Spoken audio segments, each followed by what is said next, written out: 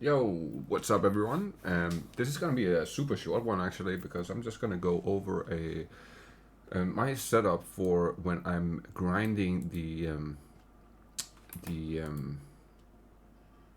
tumbling wealth, right? So if we look at this map right here, you have the tumbling wealth as the second mod. It got 400% increased quant, and basically what I do to maximize the amount that I drop every time. And we just dropped 230 chaos, we got 53 veils, and we got 8 exalted in one map.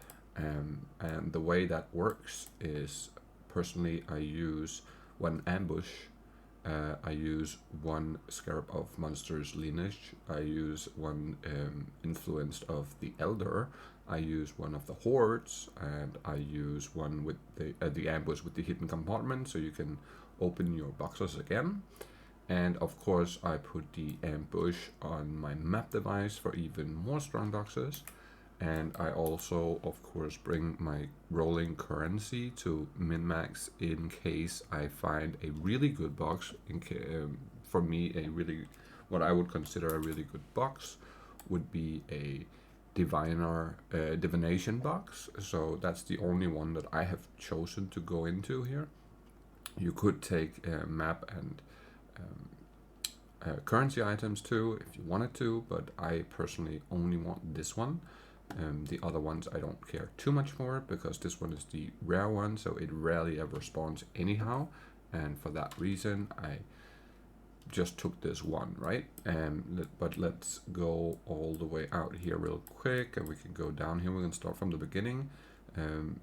So basically, if we zoom in and go down here, we have all the boxes right here.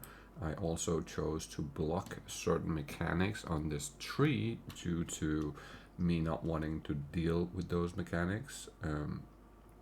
So yeah, I blocked Abyss, I blocked Expedition, and I blocked Legion.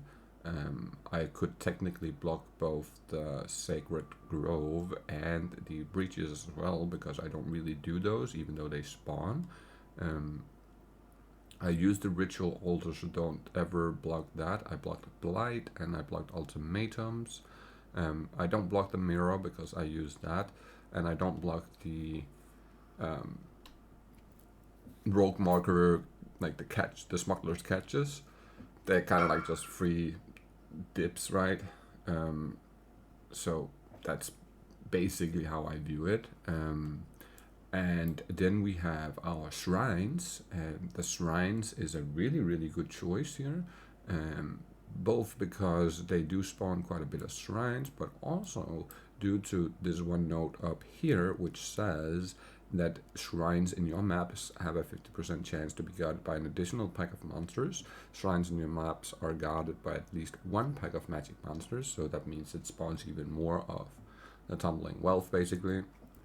And when we grab this for even more speed, so we get 2 shrine effects at the same time whenever we do take a shrine, and we also grab these up here for even more chance of more shrines. I then went and grabbed the boxes right here, which is this is basically so you can open the box again along with the scarab we're using. We're getting a 25% chance to basically open it again, and it actually at times it lets you open some of the boxes like 5 times, and once you are opening one 5 times that all have tumbling wells inside, like the whole room is basically just full and you can't see shit because of how much is actually there. I do not take this one. The reason behind me not taking this one is I don't want them to be corrupted. I want to be able to add quality to the diviners. I want to be able to exalt the diviners, and I want to make sure that they have rolled with the highest amount of div cards dropping. I also, as I was saying, I also have the mirror on, the Delirium mirror, just for a little bit extra drops at the end. And as you'll see here, I've actually taken quite a bit of the mirror. These here. I didn't take this line right here because I really don't want the splinters. I don't really need the unique cluster jewels. I don't really want the unique bosses in specifically to spawn because they take longer to kill. So I would like to have like the least amount of bosses spawning. I also took the red altars, which I'm currently basically working on getting a point for this right here. So as you will see, if we go down, we're still missing 3 points. So there is room to put a little bit more in here, which is basically more pack size. Plus, this is they'll be guarded by a pack of monsters, right? So even more monsters, basically. I would take more. I would take more of the red altar if I had enough points for it, but I just don't have enough points left over. We also have taken the Delirium up here. I do use some scarab nodes, so I definitely want to get the ambush scarabs as much as possible. So for that reason, we chose this one. And I also kind of want to get the map scarabs a lot, and I want to get the titanic scarabs as well because they are fairly valuable. So for that reason, that's my reasoning behind choosing these scarab nodes. And then we also chose the scarab nodes up here because they basically buff the scarabs to become better than of a higher quality or a higher variety, right? So you get the better scarabs. And then last but not least, in my opinion, the most important node on the whole tree that makes it to where it's very simple is this one. This one gives you a 200% chance. Maps found in your maps found have a 200% chance to be the favorite map. Non-favorite maps that drop in your maps will drop as basic currency instead. So basically you can only drop your favorite map. So let's say Courthouse is where the Tumbling Wolf is at this current moment. What I'll do is I'll put Courthouse as my favorite map on all my map slots, and then hopefully I have already have a Courthouse in here. Well, I don't because I just used them yesterday when it was Tumbling Wolf on that one, but technically I usually always have one of each map, and I'll just grab whatever map is the Tumbling Wolf. I'll use that map, and then I'll, with the node, 9 out of 10 times I'll drop like 1 or 2 more maps inside of that first map I do, and for that reason you can basically self-sustain in case you are running into problems and you can't get a hold of that first initial map. There is a couple of tricks here. You can always check Kirag for maps inside of his shop here, in case he is selling the exact map that you need. Always look at that. On top of that, we also have another way to do it. We have his Atlas missions, which can also drop a map of the kind that you're looking for. So check that one if you don't have one yourself. There's ways you can re-roll the Kirk mission, so you can use one of your scouting reports to re-roll until you get the map that you're looking for. There is also a different way to do it, which is basically even better if you ask me, because this forces you to spawn that map immediately. So we have something called memories. Now, some of these memories are really cheap. Let's open up PoE Awakened and we can quickly see what this goes for. So that one is 5C. And this one is 5C, this one is 5C. So as you see, that is a very cheap choice instead of going out and paying somewhere in the 20 to 60k chaos range per map whenever it's Tumbling Wealth Hour, and if it's Ancient City, these maps go crazy in pricing. Yet what doesn't follow the pricing is your memories right here. So for that reason, you can use one of these. The way they work is if you open up your map atlas here, or your map your map tree, you can left click this, or sorry, right click this one, and you can then click it onto one of your maps here, and it will automatically spawn the map that you press initially. The first map you press is the first map you'll play. So if, let's say it's Infested Valley, right? I press this one, I put it on Infested Valley, and then it makes like a line between some different maps in a random order. So it could go from here this way, up like that, or it could go the other way, up like that, for instance. It could also just go like that. It's really super random, but the reasoning behind this being so nice is it's super cheap, and then you still can roll your maps with the normal currencies. You just do it at in the case of this one, it's called a Alva's memory, so it would be at Alva, and you have different, like you have Nico's memories, you have Keurig memories, you have Alva's memories, you have let's see, you have Einer's memories, you have Nico's memories, you have, like, there's a bunch of different ones, right? And yeah, basically find some of these. Of course, do not use the Harvest Beast ones. The only one that you always want to keep or save or sell is the Harvest Beast ones, because as you see, they go for 2.5 roughly to 3 divines per memory, and these, you could call them bad ones, low tier ones. They go for a lot less, but the ones that you're looking for, in my opinion, would be the Alva one, for instance, that already has additional strong boxes spawning on the map. Now with this specific memory, you are basically getting even more scarabs, or more boxes, right?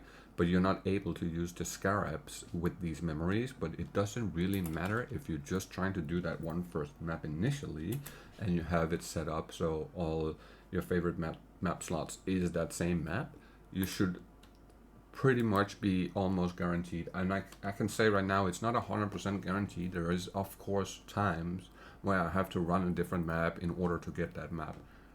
It happens, but it's usually just one extra map in case that happens, and I usually just fly through it and only stop when I drop the map. And the second I drop the map, grab it and I back out, open that map, and continue with grinding Tumbling Wealth. So that's my personal setup for this situation. That is how I grind them out. And if you are interested in trying, I highly suggest trying out the way I'm doing it. And yeah, that's gonna be it for today. Hopefully you guys like and enjoyed the video, and hopefully it helped some people out, because I've seen a lot of people ask questions on this. I will like to highlight one very last thing before we stop, which is, there is a very nice guy who's called Fob Gun, who's another creator. Super big shout out to him for making this Discord. So as you see, there's a bunch of different threads here we can write in, and there is one specific one called Tumbling Wealth. We have one that's called Lantern Sharing, and we have a Divine Hour notification up here. But what happens here, if you join this server, of course, don't write messages in the Tumbling Wealth thread unless it's like this. Don't do like that, right? Like, try to only answer these tiny threads. Don't write messages. Don't send stuff that has nothing to do with Tumbling Wealth or divines in this specific area, because it makes it so easy for us to kind of like share it with each other. So every time you go in here, you'll see that people, when they find the Tumbling Wealth, they'll share it immediately. They'll tell you the exact setup or show it right here on the map, like what you need to roll, and then they'll show basically the mods you can gain from the map too. And just so everybody is on or understands how this works, we have, if we go right here to define our notification, you have a section that's called 1, 2, and 3, and this is your basic different types of maps you can roll. So if people in here write, for instance, they'll tell you what tier, what map, and what role it needs to have to spawn this specific mod. Now, if we go back up here, you saw that it said monster variety. So you have to roll this onto your map. If you don't roll monster variety, if you have inhabited by some kind of monster, that could be abominations, lunaries, fanatics, humanoids, ghosts, there's a couple cultists, there's more, right? Like there's a bunch of different ones that can inhabit it. Demons can too. There's a couple of different ones, right? So basically make sure that you are understanding which of these 3 mods you have to roll onto your map in order to spawn it. Natural monsters is basically none of the inhabited and none of the monster variety. It's just basically all, if we go back here to Tumbling Wealth, right, and we go a little bit up, so you can see he says Solar Fanatics. That's basically the monsters you want to roll to gain this.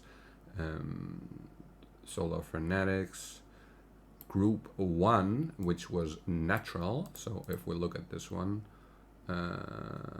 it says inhabited by sea witches, but they are basically in Group 1.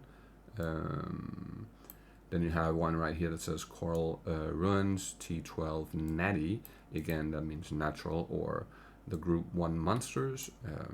Here is the courthouse from yesterday. That one also was natural, if I remember correctly. Yes, it was. So that is basically how that part works. So make sure you're reading that proper, because otherwise you'll be sitting there rolling maps and opening them and you won't get it. You will basically will not be able to get the Tumbling Wealth. If it's Group 1 and you're rolling Group 2 or Group 3, you won't get it. It doesn't work. But come over here, join his Discord for sure. Big shout out to Fopgun again for making this. I am so happy. There is also